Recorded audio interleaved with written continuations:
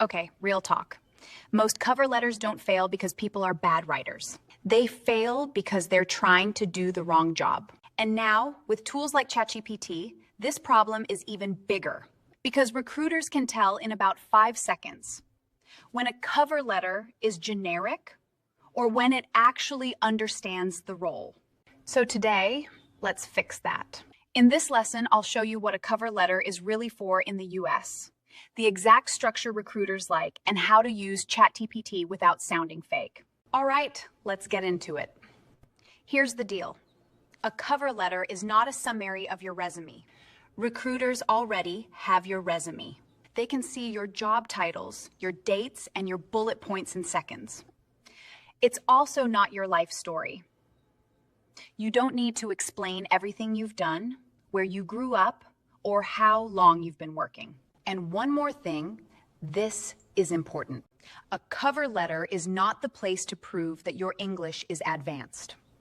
A cover letter has one job: make it easy to see why you fit this role. That's it. Think of it as connecting the dots for the recruiter so they don't have to guess. In the US, clarity beats fancy language every time. Quick note, cover letters matter more than people think. They help most when you're changing careers, you're new to the US job market, your background isn't standard, or the job is competitive.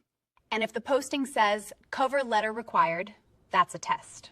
It isn't just about paperwork. Skipping it or sending a weak, generic one is an easy way to lose points fast.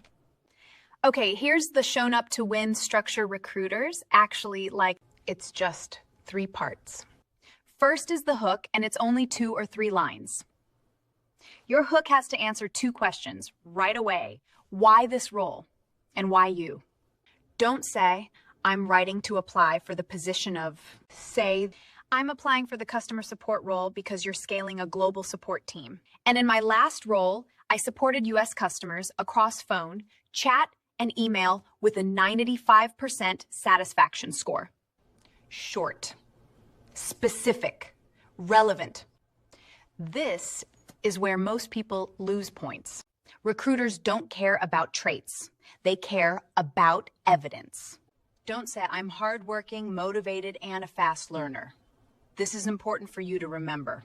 Say, I handled 40 or more customer tickets per day, resolved billing issues on first contact, and helped reduce repeat tickets by 18%. Numbers help, but clarity matters more. If you're a non-native speaker, quick reminder, simple sentences are a green flag.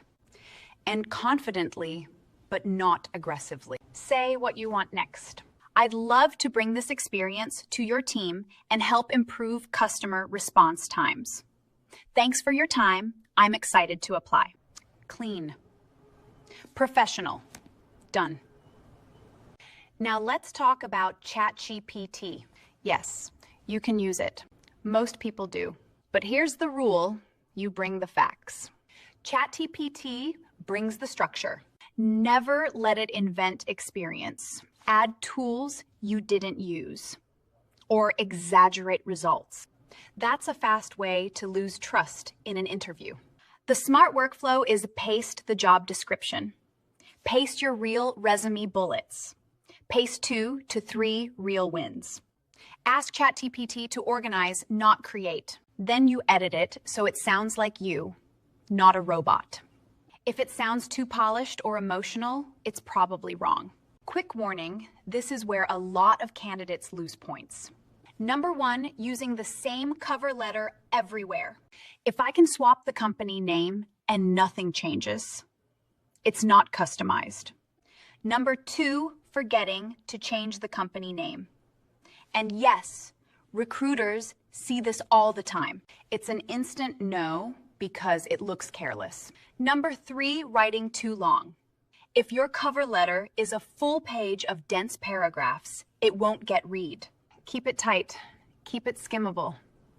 And number 4, making it all about I want, instead of here's how I can help. In the US, the best cover letters are simple. They connect your experience to the company's needs fast. All right, avoid those 4, and you're already ahead of most applicants. So remember this, your cover letter isn't about being impressive. It's about being clear. Clear fit, clear value, clear next step.